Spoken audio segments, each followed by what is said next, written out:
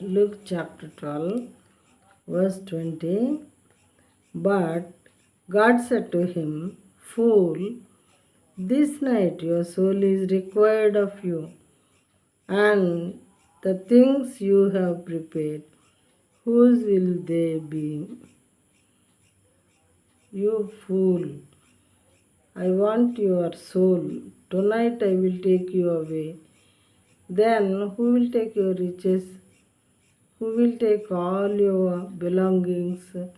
God is asking the rich person. In the same way, He is asking us also. Let us see it in Telugu. అయితే దేవుడు వెర్రివాడా, ఈ రాత్రి నీ ప్రాణమును అడుగుతున్నావు, నీవు సిద్ధపరచనివి ఎవని వగునని అతనితో చెప్పాను. ఈ రాత్రి నేను నీ ప్రాణాన్ని తీసుకొని వెళ్ళిపోతాను. ఆ తర్వాత నువ్వు సిద్ధపరిచినవన్నీ కూడా ఎవరు అనుభవిస్తారో నీకు తెలుసా అని చెప్పి God is asking the rich person. And at the same time he is asking us also. He is asking us the same question. What will be our answer? Let us think about it. మనల్ని కూడా ఇదే question అడిగితే మనం ఏం జవాబు చెప్తాం దేవునికి? ప్రతి ఒక్కరూ ఆలోచించుకోవాలి.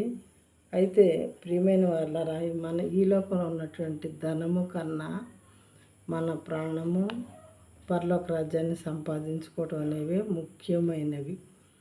ఈ లోకంలో మనం జీవించే జీవితం మహా అయితే 70-80 సంవత్సరాలు.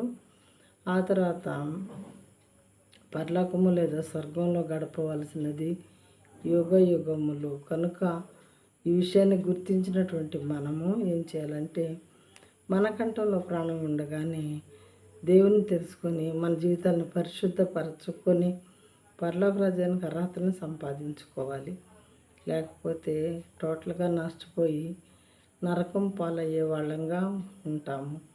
కొంతకాలం తర్వాత ఈ వాక్యాలు చెప్పేవాళ్ళు కనిపించరు. వాక్యం అంతకన్నా కనిపించదు. ప్రియమైన వాళ్ళదా, అది ప్రియమైన సహోదరులారా, మనకు అది అందుబాటులో ఉన్నప్పుడే మనం దాన్ని సద్వినియోగం చేసుకోవలసిందిగా దేవుని బట్టి మనవి చేస్తున్నాము.